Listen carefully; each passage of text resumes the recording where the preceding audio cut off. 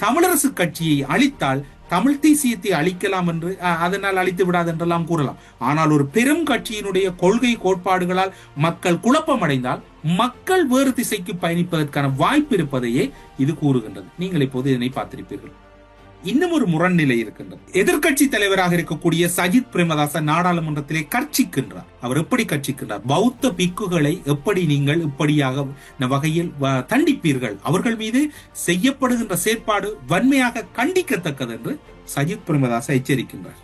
மனுவை நீக்கிக் கொண்டால் பிணை வழங்குவதாக சொல்லுகின்ற தரப்பினர் தான் இவர்கள். ஆகவே தேரர்களை சிறையில் அடைத்திருக்கின்றார்கள். ஆகவே எந்த அடிப்படையிலேயே மிகுந்தலை தேரர் அவர்களை மோசமானவர் என்று நீங்கள் சொல்லுகின்றீர்கள்? இது எந்த பிரிவின் கீழ் வருகிறது? அப்படி கதைக்க முடியுமா? ஒரு மத குருவை நீங்கள் அப்படி விழிக்க முடியுமா? அரசு தரப்பினர் சொல்கின்றார்கள், நான் சொன்னதாக சொல்லுகிறார்கள். அந்த அளவுக்கு இவர்களுக்கு மூளை இருக்கிறது என்றுதான் நாங்கள் விளங்கிக் கொள்ள வேண்டும். அந்த அளவுக்கு அறிவு இருக்கிறது என்றுதான் விளங்கிக் கொள்ள வேண்டும். நான் சொன்னதாக இவர்கள் சொல்லுகிறார்கள். ஆனால் ஒட்டுமொத்த நாட்டு மக்களும் தெரியும் யார் கீழ்த்தரமானவர்கள், யார் சிறந்தவர்கள் என்று நாட்டு மக்களுக்கு தெரியும். இலங்கை தமிழரசு கட்சியின் அம்பாறை மாவட்ட நாடாளுமன்ற உறுப்பினர் கோடீஸ்வரன் அவர்கள் கேட்கின்றார், சஜித் பிரேமதாஸ் அவர்களே, நீங்கள் தேரர்களை மட்டும்தான் இப்படி பார்ப்பீர்களா, மற்றவர்களை இப்படி பார்க்க மாட்டீர்களா?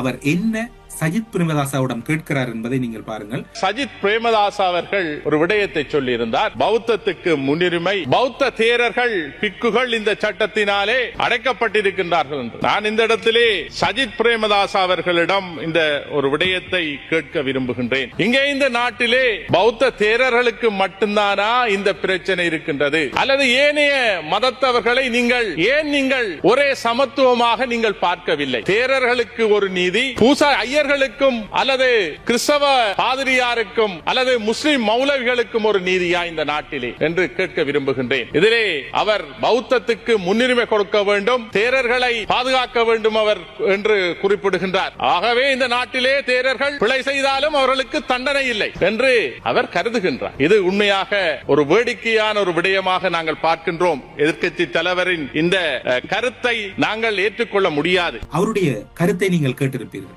இப்போது இன்னும் ஒரு விடயம் இருக்கின்றது. எதிர்க்கட்சி தலைவரின் கருத்தை வன்மையாக கண்டிக்கின்றோம் என்கின்ற ஒரு எச்சரிக்கை துணியையும் கோடீஸ்வரன் அவர்கள் விடுக்கின்றார்.